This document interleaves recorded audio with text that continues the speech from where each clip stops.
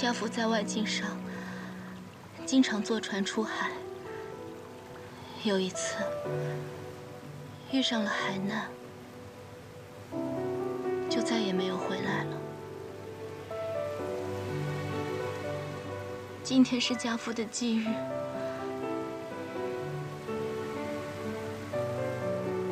在我们老家有个说法，海上丧命的人，要是看到飘荡的小船，都会想要飞上船看看，是不是家人来接自己了。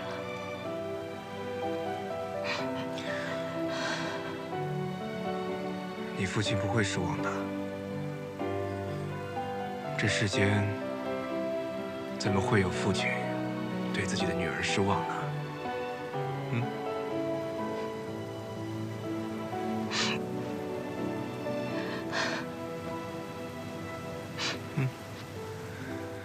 把脸上的眼泪擦一擦。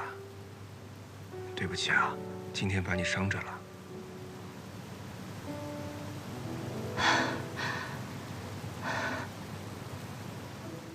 没事，不要紧。怎么会没事呢？这的确是我的错。我武功这么高强，你别逞强了。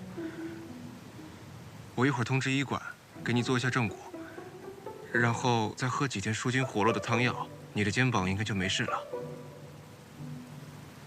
多谢雨公子，多谢知恩。还是叫我雨公子比较好。直认这2个字，我确实不习惯。不喜欢？我是说不习惯。不过，也确实是不喜欢。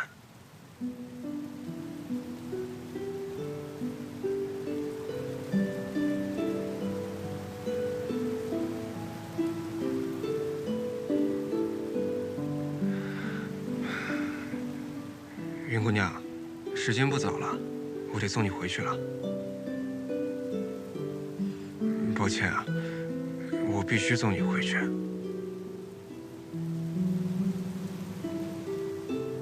可是，你现在是执刃，若是单独和我一起出现，怕是会给公子引来是非。你就这么不想跟我一起出现吗？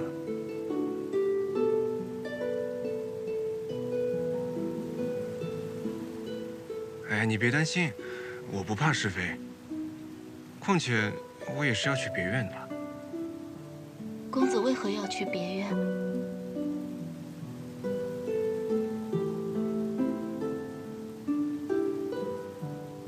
公子为何这样看着我？是不是我刚才说错话了？话倒是没说错，不过云姑娘，你这脸……我的脸怎么了？听说你昨夜也中了毒，满脸红疹，可是今日见你，这面容完好如初，已经恢复了。中毒？怎么会？你没有中毒。我昨夜只是满脸突发红疹，听闻上官姑娘家世代名医，就去问她拿了一些驱毒的药膏，兑水化开喝了1小碗，果然有用。睡了一夜就全消了。你发红疹之前都吃了什么？什么也没吃，就是去上官姑娘那小坐了一会儿，我们还一起喝了茶。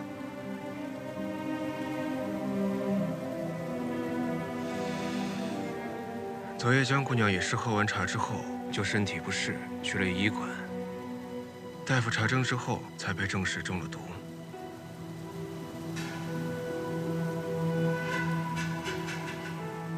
这茶是江姑娘的。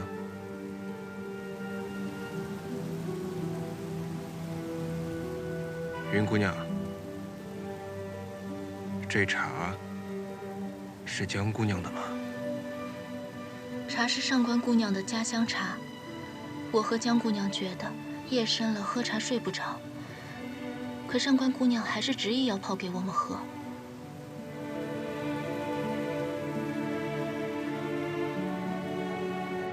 把茶拿出来。我觉得，所有人都在了吗？除了云为山、上官浅2位姑娘，其余的姑娘都在。怎么了？封锁整栋别院，在执刃到来之前，不允许任何人出入。是。执刃要来。是。执刃来这里符合规矩吗？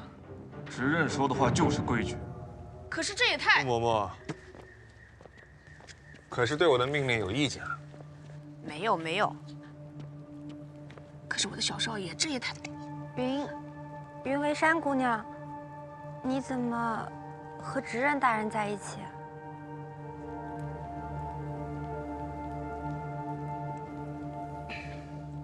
我有一个秘密任务，要交给云为山姑娘帮我完成。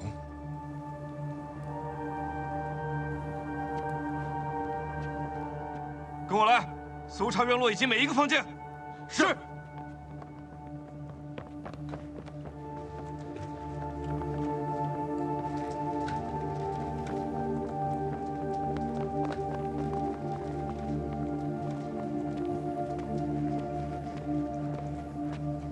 河灯放好了，好戏马上开场。禀告旨，这些茶叶是在上官浅小姐房间里搜出来的，那些粉末是从宋小姐房间里搜到的，装在这个药瓶里。这是。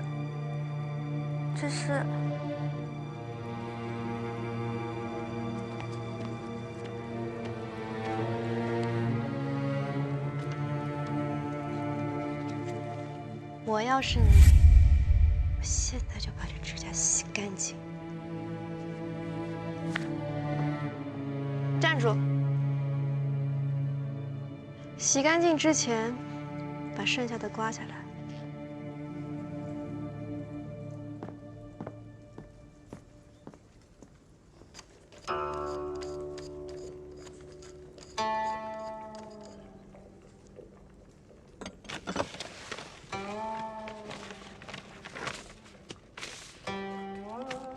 你不是不想留下证据？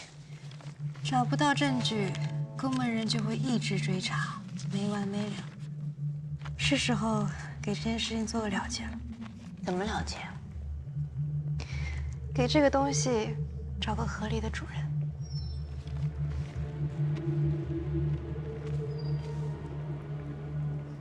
你给我，我知道该放在谁那儿。谁呀？慕斯小姐。小姐，你这是患有喘鸣之机呀。若是有喘症，那绝对不适合长久的待在峡谷内，会加重你的病情的。没有，只是昨夜染了风寒，有些咳嗽罢了。我先歇着，等晚点儿再去为小姐单独会诊。粉末有毒。怎么会？这是我从家里带来的喘鸣之疾的药，不是毒啊！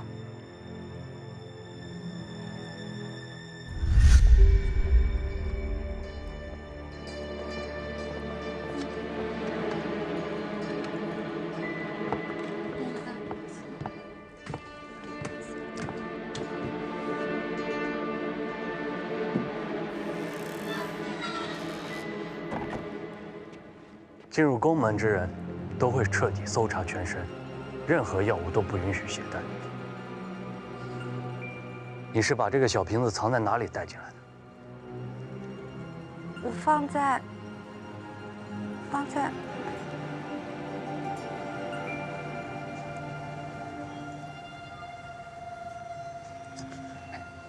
有点出息。姑娘说是药，不知可否当面服用？可以，当然可以。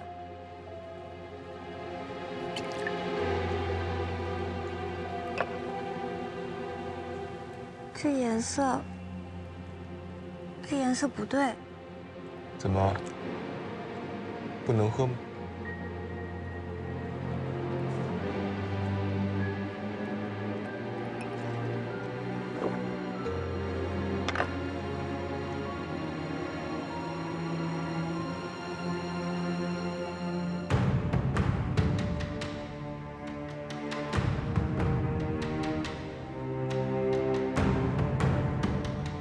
果然，什么意思？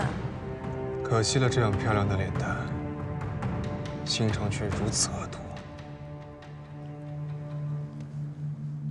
带下去，把他送出山谷，请回宋家。是。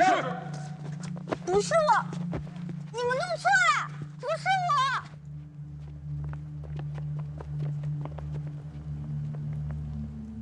红色粉末查清了，该验验这些茶叶了。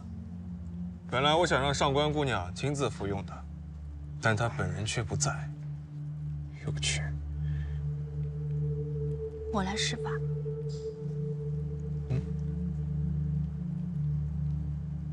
上官姑娘当晚和我们一起喝茶，她自己也喝了，我可以作证。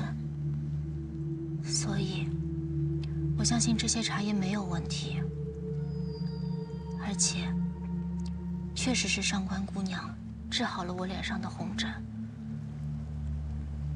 让我来吧。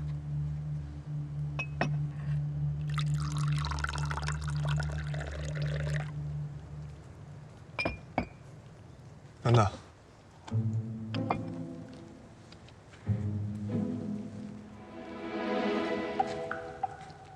既然云微山姑娘说的这么坦荡，那就不用喝了吧。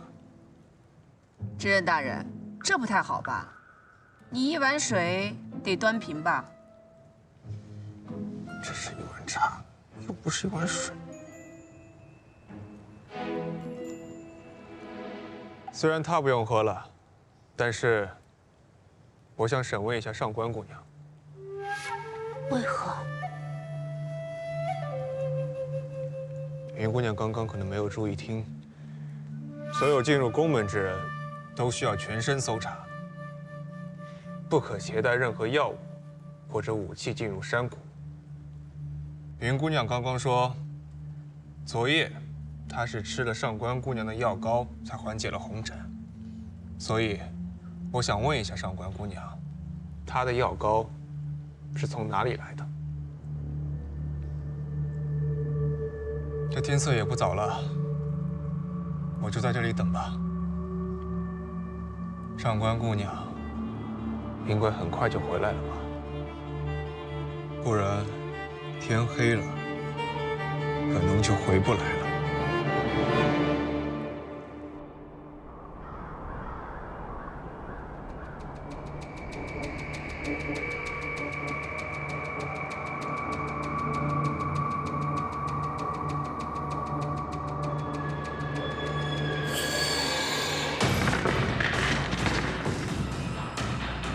别动！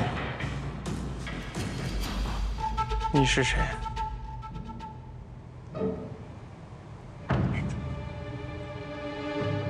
上官浅，新娘。新娘。你不该来这里。我知道。知道还来？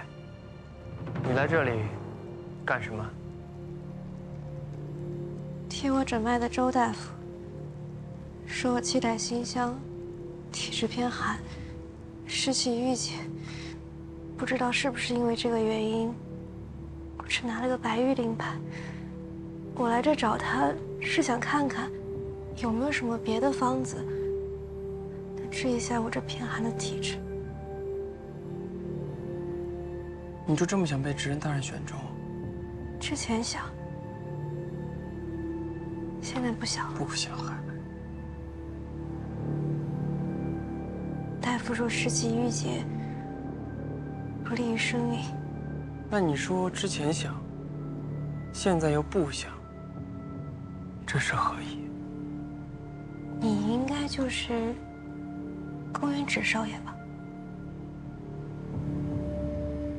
现在的执人公子羽，在我眼里根本不配。最有资格当执刃的是宫二先生，宫上爵。你很了解我吗？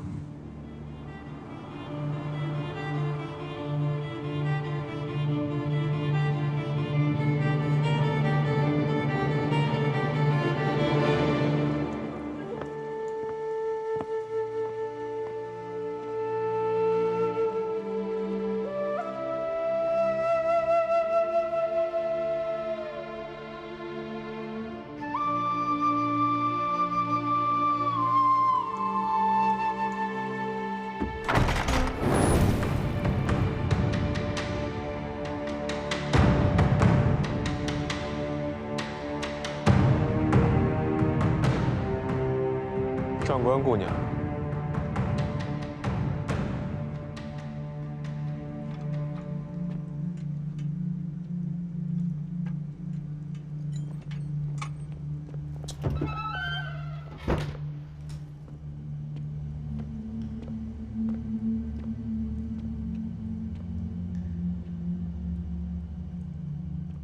上官姑娘，执刃大人，上官姑娘，这是去了何处？前往医馆。哦，姑娘可有身体不适？前日替我诊脉的周大夫说我气带馨香，湿气淤结，所以只拿到了个白玉令牌。我前去找他是想求个方子，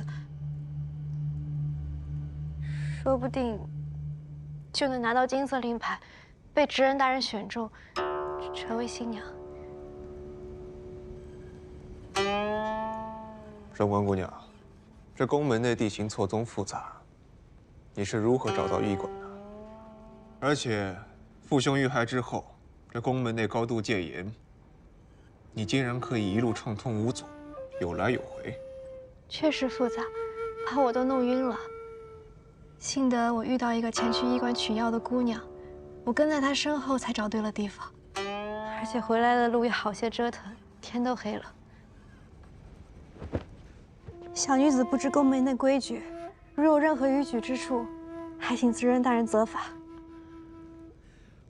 责罚倒是不必了，不知者无罪，以后多注意就行。不懂的规矩，可以问傅某某。这么轻松就过关了，多谢执刃。不过，我倒是有一事想问问上官姑娘。执刃，请问，知无不言。江姑娘和云姑娘昨夜脸上突发红疹，江姑娘更是重度昏迷。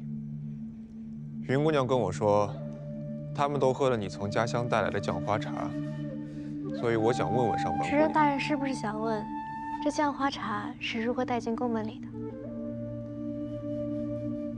茶是放在随行嫁妆里，是经过彻底的检查才送回我们房间的。执刃大人如果不放心，可以去问一问负责检查新娘嫁妆的人。而且这茶我也喝了。是的，这一点，云姑娘已经帮你作证了。多谢云姑娘。云姑娘也说要感谢你。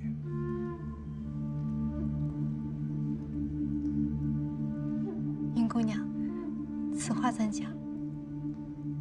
云姑娘要感谢你，是因为她服用了你家祖传的药膏，才迅速消退了红疹。但是，茶叶作为嫁妆，只要被证明无毒无害，当然可以带进宫门。但有两种东西是绝对不可能被允许带入宫门的，那就是药物和武器。药膏作为严格控制的药物，上官姑娘是如何带进来的呢？天生带进来的。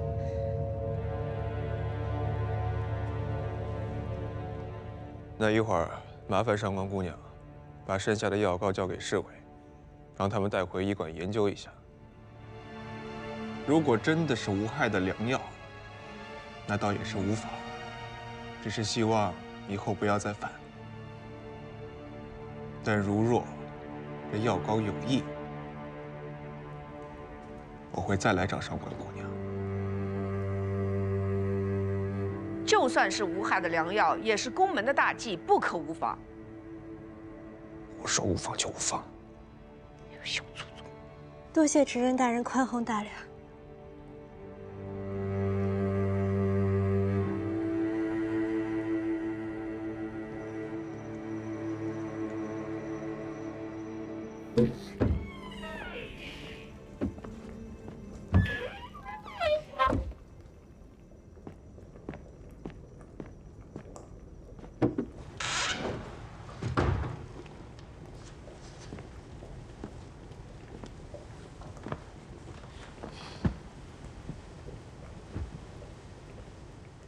有事？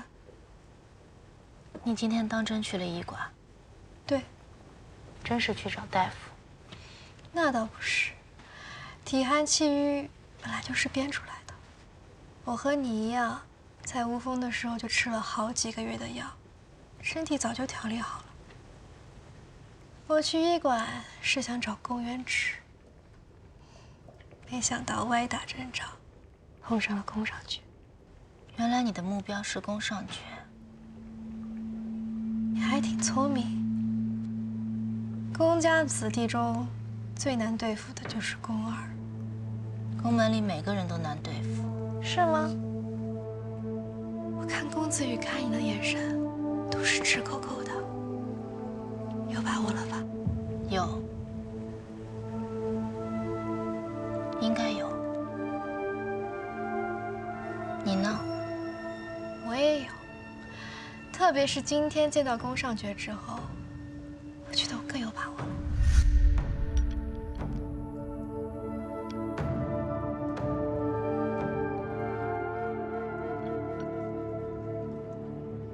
宫上爵看到我这玉佩，虽然什么话都没说，但是我知道，一定勾起了他的好奇心。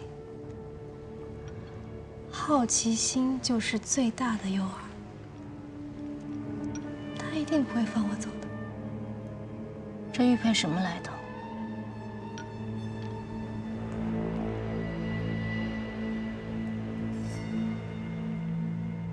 对了，下次你再有什么行动，提前告诉我，否则像今天这样，我不知道该怎么照应你。照应我？告诉公子羽我身上有药膏，让他来查我，这叫照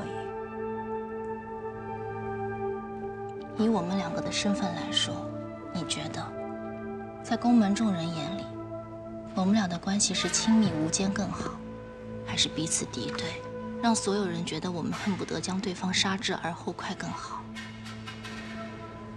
敌人的敌人就是盟友。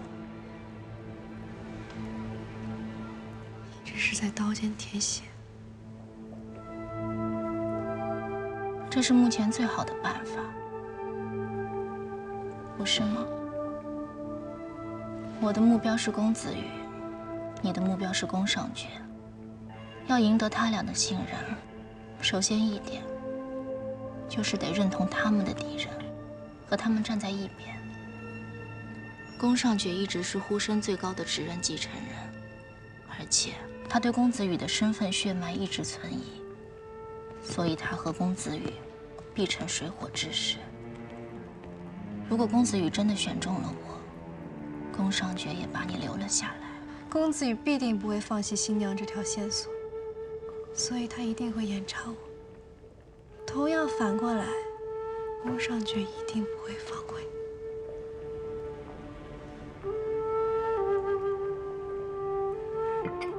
所以我和你必须死咬对方，斗得越狠，他俩才越信任我。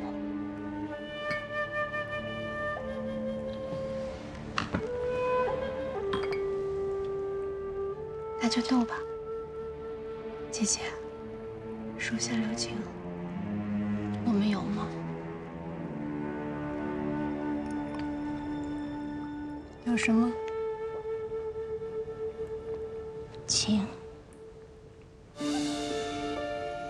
你刚才说要我手下留情，可是我没有吗？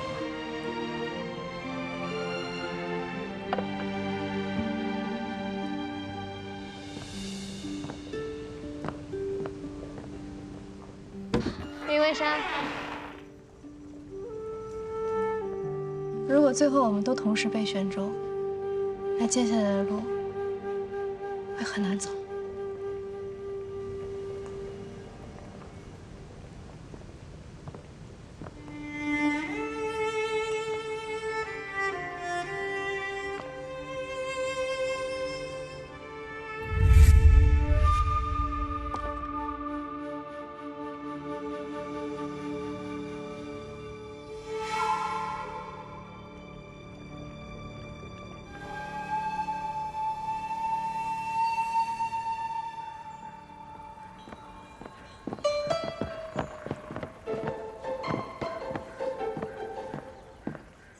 站住！金凡，大小姐，过来。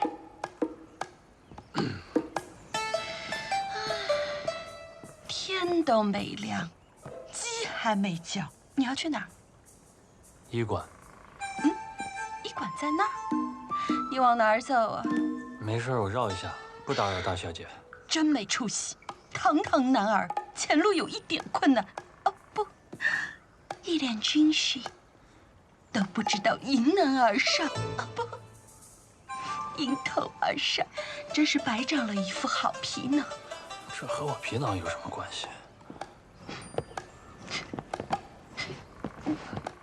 站住！我也要去个地方。你去哪儿？医馆。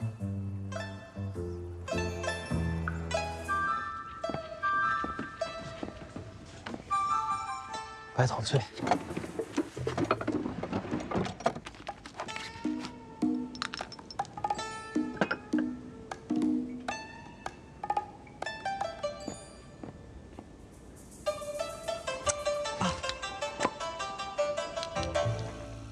怎么样？怎么样？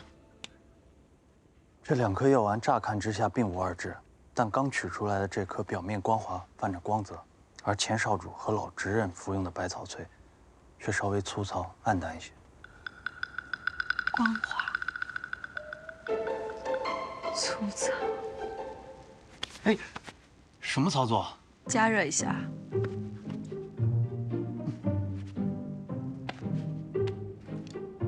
这就是少主之前吃的。哎，你。既然眼睛看不清，用手摸不准，那只能毒药穿肠过，真向心中流。吃得毒中毒，方为人生。吐出来。跟我平日吃的一样，味道还不错。快去给我倒杯茶。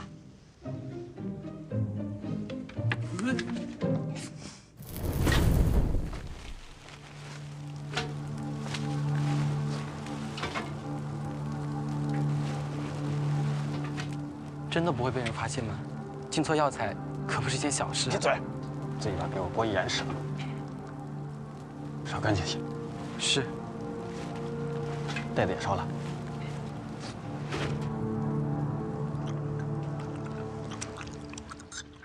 你又在吃什么？既然从外表真假难辨，那就只能试试药性。我胡乱找了些毒草，随便吃吃。你也太随便了。如果我没事，那就证明少主和执刃的百草萃没有问题。如果我中毒了，你要记住，我是为题而死。吐出来。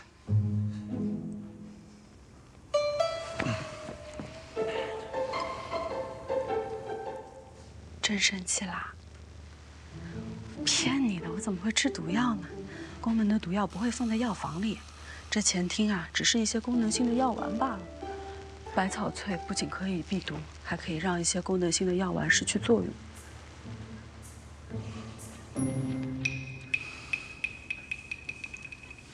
你紧张我了？我紧张你死了。你紧张死我了。我懂，小翠真甜。你要死在这里，我怎么跟公刘商老爷子交代？口是心非。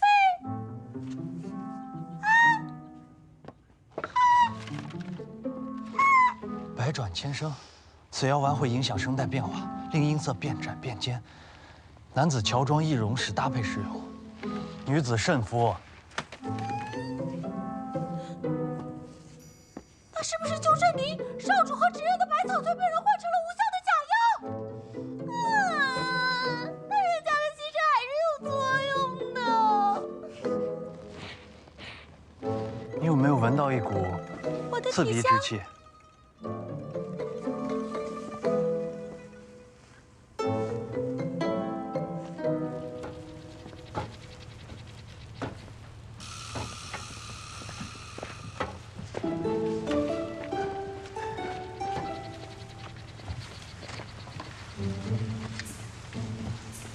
停。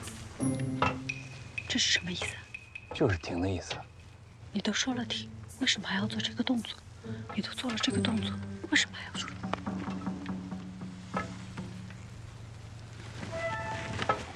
你在这里等我。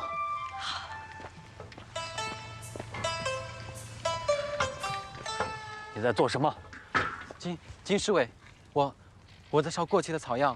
过期的草药会有专人运送出去销毁，怎么会无缘无故在医馆内部点火焚烧？这草药是……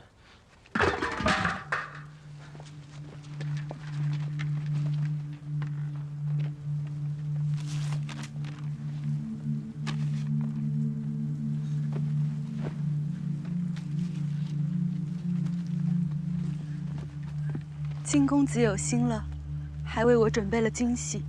这可是我们的定情信物。这是案情证物。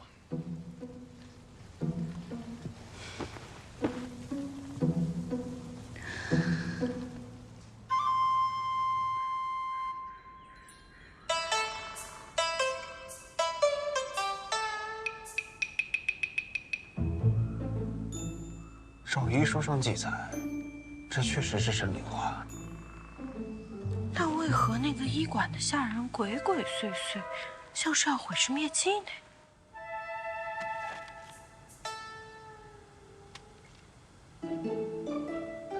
我怎么不知道你除了武器，还懂药理？确实不懂。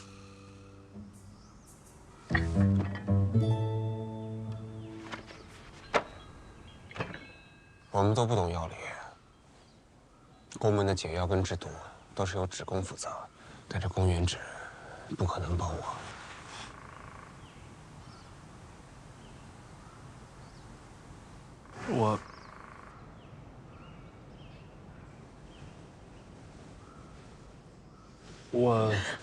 我也喜欢你。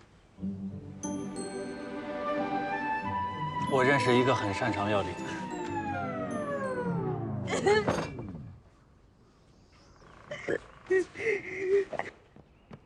执刃大人，3位长老有请。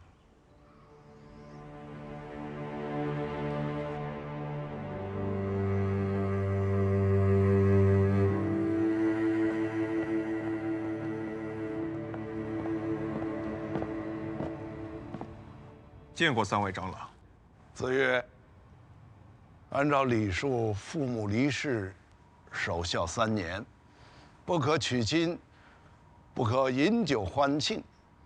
本应该将所有选妻新娘全部遣返归乡，赔礼致歉。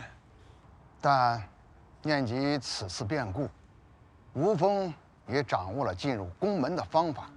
我们认为，未来很长时间之内，都不适合从山谷之外迎娶新娘，所以大家商议，希望执刃大人就从这次进入宫门的姑娘中选出一位心仪之人，留在身边暂作随侍，另寻良辰吉日，正式迎娶。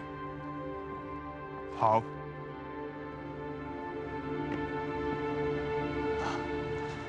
上爵啊，你也到了婚娶之年，不如就一并选择了吧。也好，此次选亲本为前少主而设。近年来宫门事务繁重，我本无意许其。但今日变故，让我不由得重新思量。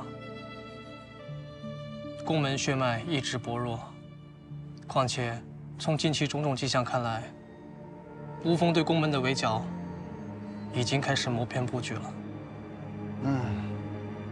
这是好事，好事成双吧。邹瑜弟弟，意下如何？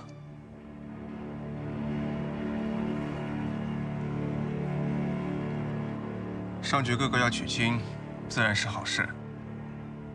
只是哥哥向来要求甚高，眼光独到，不知道我这些选剩下的姑娘里，能否有哥哥愿意将就的？邹瑜弟弟，我对任何事情从来都不会将就。帮我把上官姑娘留下。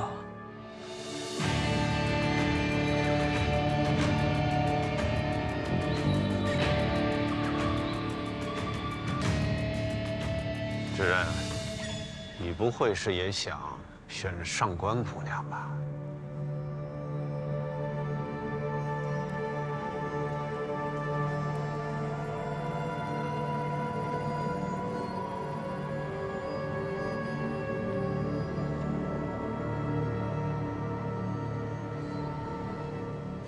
有请上官浅姑娘前往执人厅。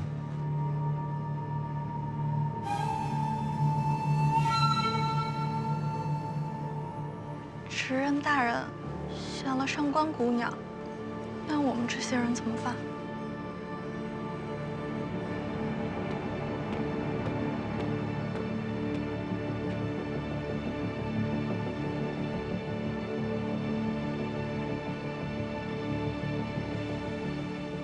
有请云为山姑娘前往执人厅。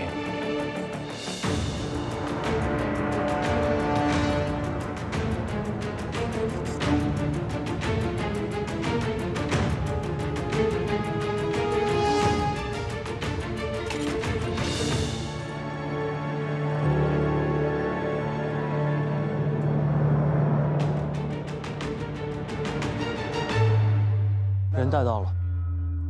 侍卫们先退下吧。是。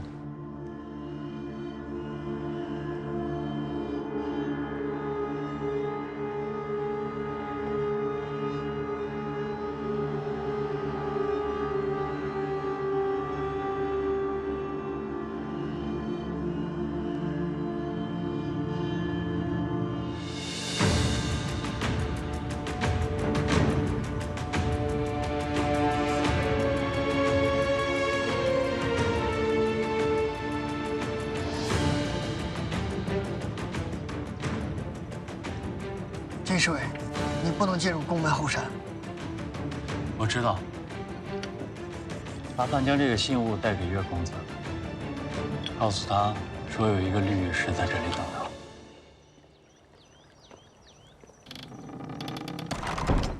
既然执人和爵公子都已经选好了自己未来的新娘，那么云为山、上官浅两位姑娘，从今晚开始就作为随侍入住爵宫和御宫吧。不必如此匆忙。此次选亲被无风之人利用，以致杀手潜入宫门，导致执人和少主身亡。虽说已经找出1名无风刺客，但难保不会有第2个。我也是因为想到这一点，才选了云为山姑娘。执人大人，你此言是何？当初我假意试探，带所有新娘离开地宫那晚，云为山姑娘就想逃离宫门。昨日我又遇着她，她想再次逃离宫门。这样一个费尽心思想要离开这里的人，绝不会是处心积虑想潜入宫门的无风细作。只是，不知上爵哥哥是如何挑选新娘的了？难道只是因为上官姑娘长得好看吗？你不说我都没留意。原来子羽弟弟一直在留意上官姑娘的容貌身姿啊。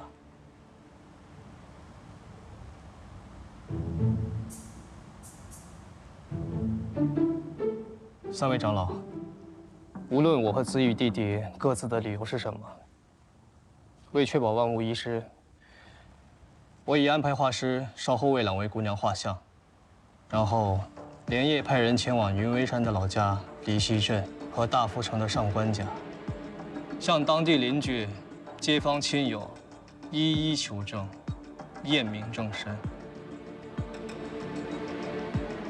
正好，离溪镇和大福城离得很近，一个来回便好。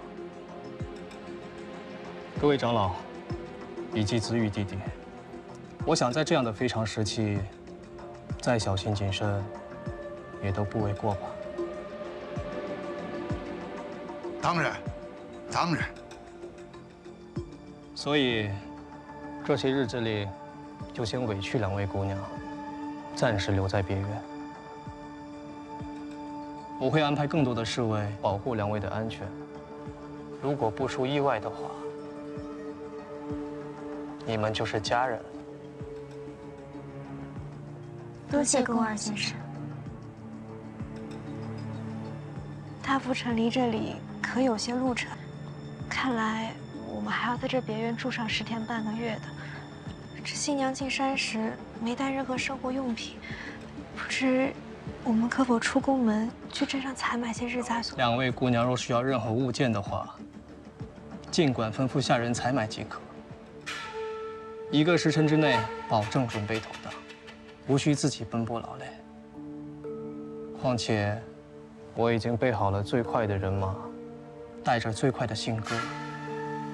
3日之内必有消息。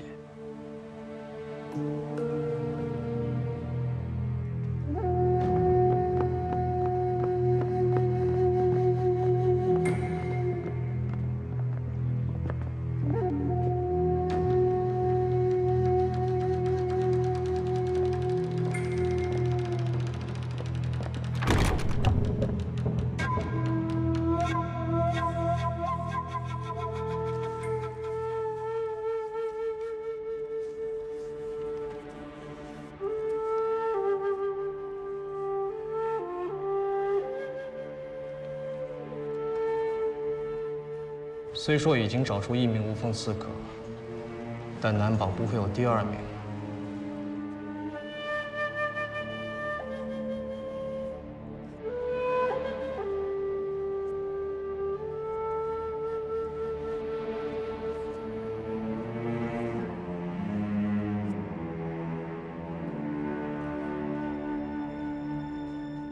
3日之内必有消息。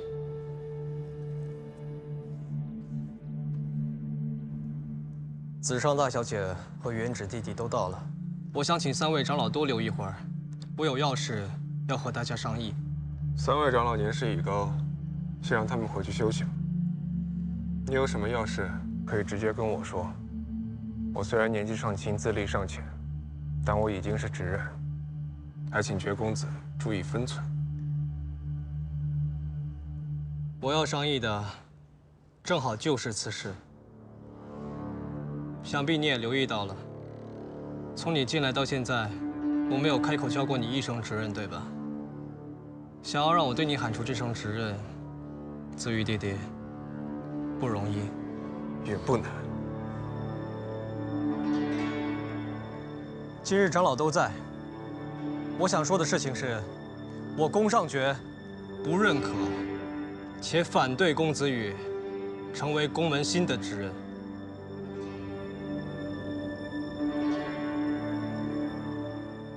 反对之人总要有理由吧？公子羽完全符合缺席继任的条件，难不成你是要违反宫氏家族留下来的祖训家规？宫氏祖训，任何人都不能违背。但是公子羽，他当真符合吗？祖训家规我抄了30多次，我记得很清楚。抄了那么多遍，那你倒是背一下呀。缺席继承者需行过弱冠成年之礼，这一点公园指弟弟你不符合。第二，继承者须为男性，这一点我不符合。第三，继承执任者须是身在宫门的宫门后人，这一点事发当时远在山谷之外无法联系的宫上爵爵公子你不符合。你自己也数过了，要符合4个条件。你有没有在听啊？弱冠之礼，男性，身在宫门，一共就3点。第3个条件的重点，不是身处宫门内外，而是宫门后人。你想说什么？直接说。我哥的意思是说，如果公子羽不是这宫门后人，那这继承资格可就荒唐了。公元止，不要胡说！你是什么东西？你也配在这里说话？我想在场很多人都知道，公子羽怀胎不足10月，提前早产。兰夫人在嫁入宫门之前，就一直传闻有一个难分难舍的心上人，所以这公子羽到底是真早产还是足月而生，可真不好说啊。元直，执任，大典之前不然斗殴，上爵管管你自己。上爵，你疯了！哥们儿，荒唐！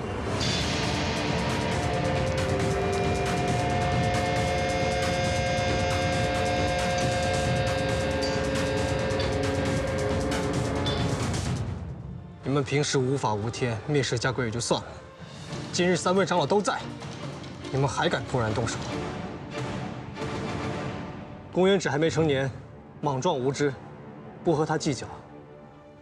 但是你，公子羽却对自己血脉家人动手，你无论是身份、能力、德行，一样都不占。你凭什么说自己对得起这个位子？杀害我父兄的人，我一定要杀他！执任，如果没有证据，不可说此重话。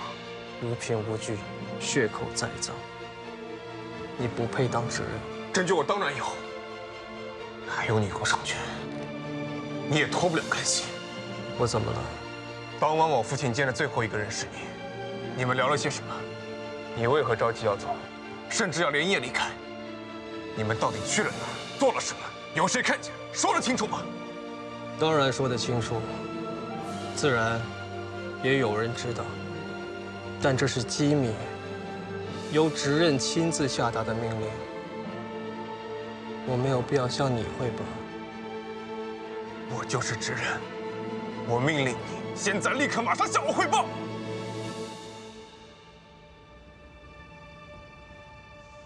你们要是不汇报，你跟公元止就是密谋杀害我父亲的嫌犯。我若真有谋害篡权之心，我当晚必定留守宫门。我若在这宫门里，执任的位子，怎么可能轮得到你坐？行有不得，反求诸己。自己担不起这执任之位，就不要信口编排他人谋逆。得让你们都看看，我到底担不担得起执任之位。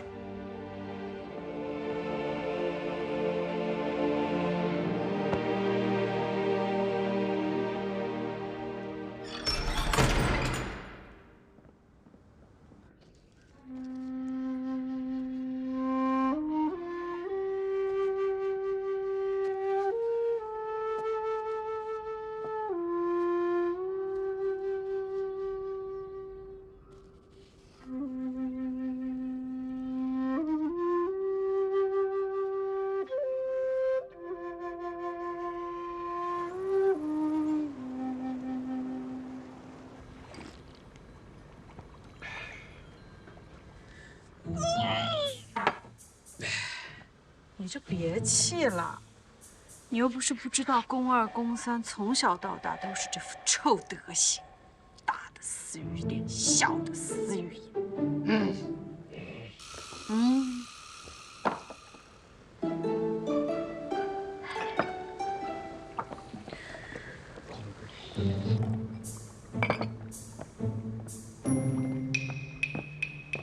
是，我之前说的可以帮我们辨别药材的人马上就到。嗯。那个，一会儿你不要问他是谁，也不要管我到底从哪儿找来的他。但他说的话一定可信，而且肯定不会害知人。还能是从哪儿来的？宫门就这么大，不是从医馆，就是从公园职工里来的。赶紧把他叫进来。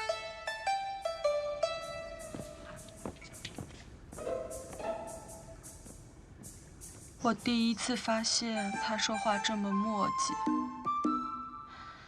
好像对他有点失去兴趣了。你再去侍卫营偷灌他2次洗澡，我保证你很快再次产生兴趣。你少血口喷人啊你啊！我就去看了一次。谁血口喷人？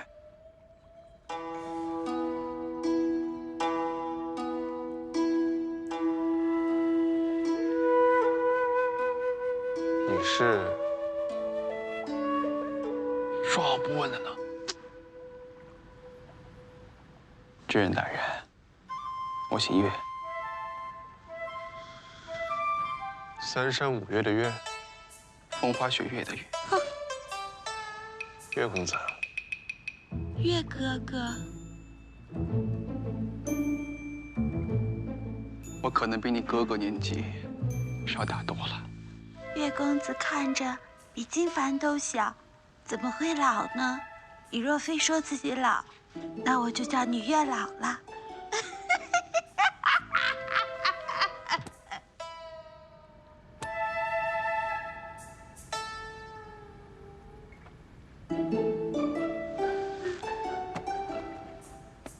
岳公子，请你看看，这个是否是百草萃原料中最重要的神灵花？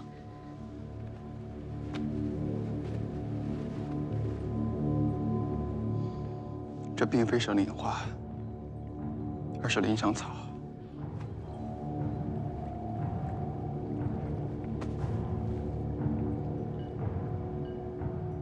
那如果百草萃原料里把神灵花换成灵香草，这百草萃还有效吗？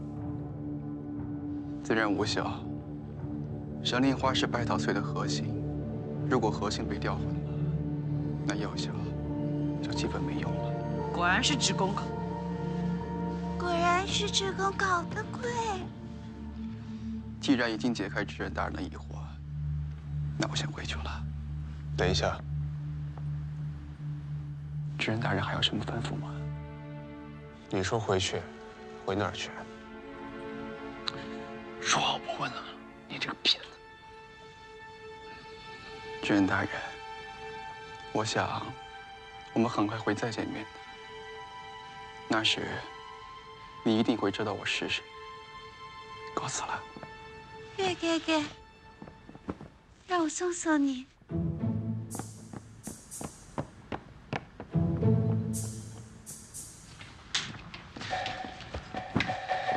水性杨花，书里写的果然没错，女人没一个好东西。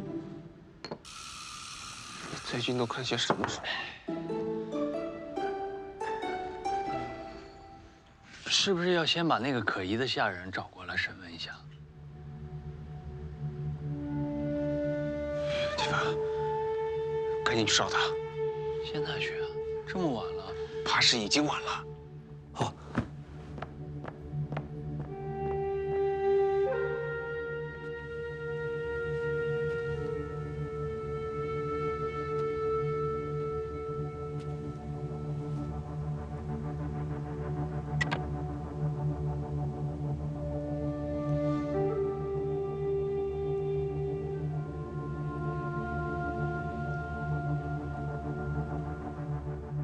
有劳2位姑娘，画好了。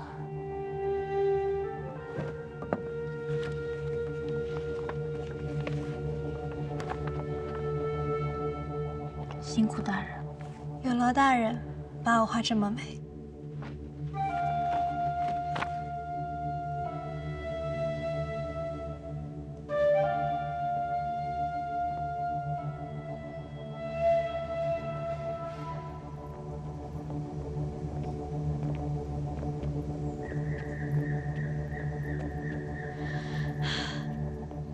个时辰前，这还热热闹闹的，但一转眼，只剩下我们俩了。对了，江姑娘已经痊愈，被送出宫门了。我以为你会关心。坐了这么久，腰都快断了。我先睡了，姐姐也早点休息。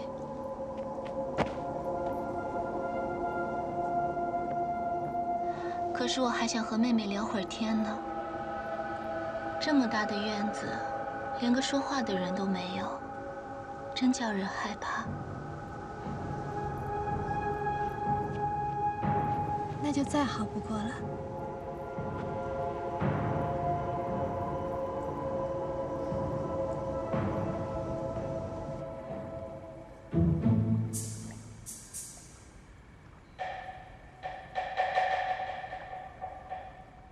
我叫你把下人给带来，你把贾管事绑来做什么？我过去的时候，那个下人已经不见了。我看药房贾管事鬼鬼祟祟，也很可疑，就索性把他抓过来了。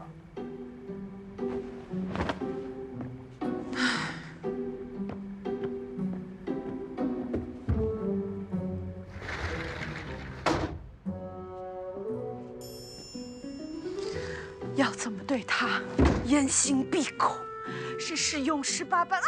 我说酷刑。要不咱们去公园纸那里偷些毒药给他用用？让他说话。我说完了。我说让他说话。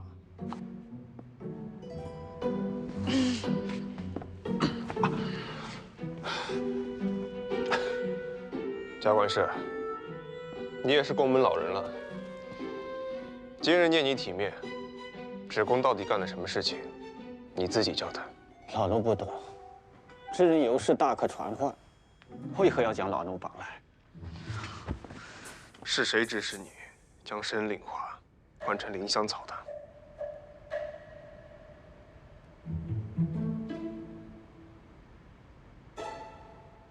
知人痛失至亲，情绪无处发泄也是情有可原，但也不能张口就污蔑芷宫调换药材呀。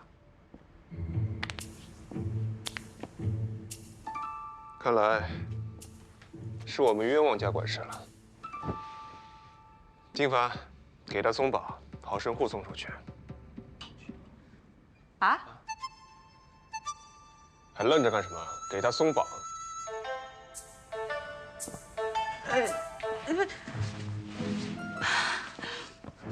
子瑜，你有事吗？你别管我。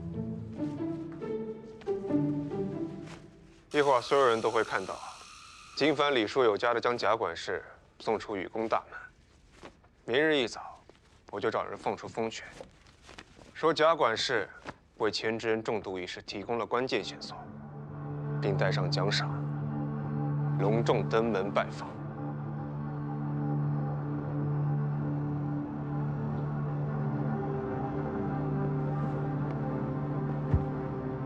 知恩，多戴贵手。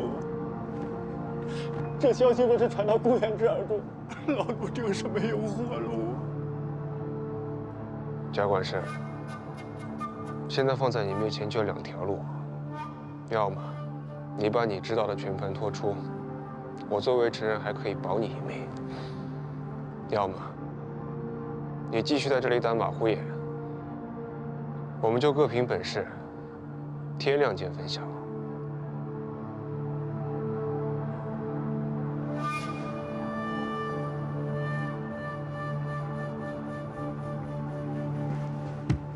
知人英明，老奴罪该万死。老奴也是受人指使，被逼无奈，才调换了神灵花。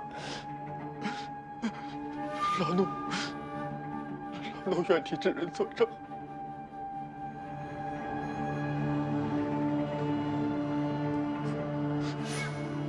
给你下命之人到底是谁？公元志。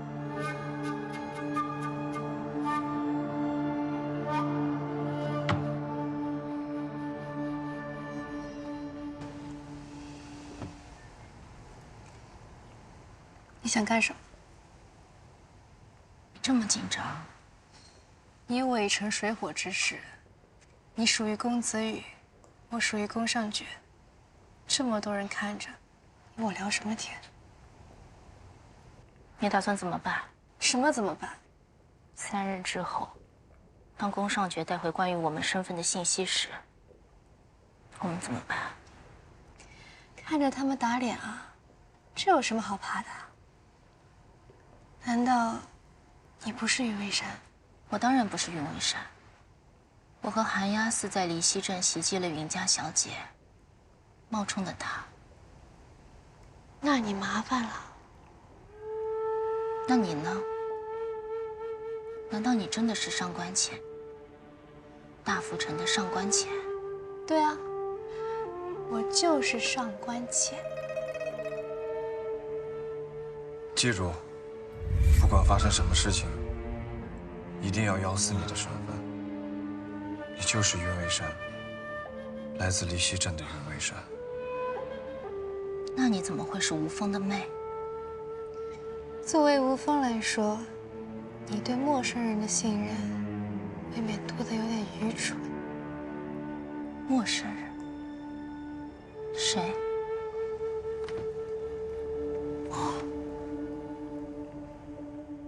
我从小就被家里送去吴峰训练，但是逢年过节或者庙会灯饰，我都会回来，在众人面前露脸。顺便趁着这几天安排几次和城里大户人家的相亲。平日里家里也会安排一个体弱的丫鬟假扮成我，隔着帘子让不同的大夫上门号脉问诊。各种药方子也是不断的送进家来，再大堆大堆的药渣丢出家去。因此，我可以凭借着体弱身寒不宜出门的借口，长期在吴峰训练。所以，即使宫上角拿着我的画像，满城的打听，得到的结果只有一个：我就是上官浅，一个体弱多病、不爱出门的上官浅。那你留下，我必须走，我不能冒险。你想干什么？你疯了？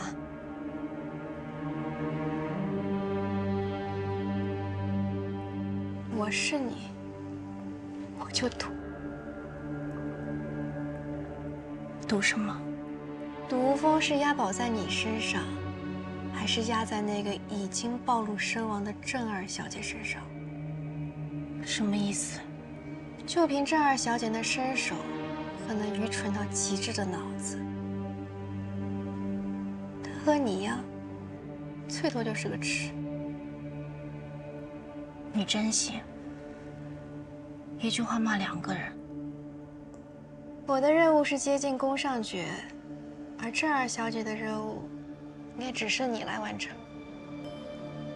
如果吴峰不想断了这根线的话，我想，他们应该会想办法，在离西镇错失你的身份。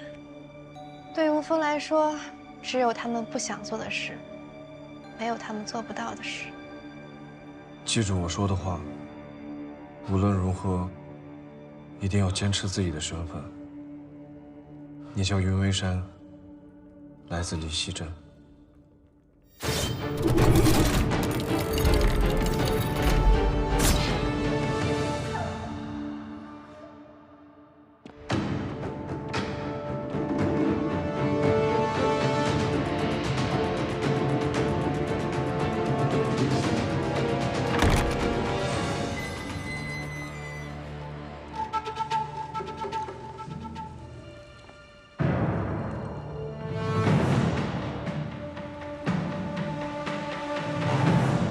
哥哥在看什么？信哥提前把云为山和上官浅的身份调查送回来，和哥哥预想中的一样吗？安琪带了吗？带了。走。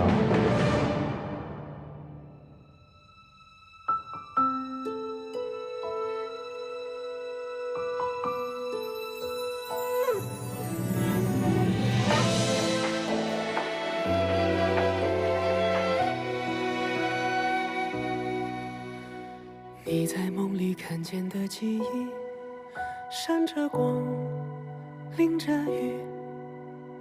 我把岁月布置成棋局，等着你。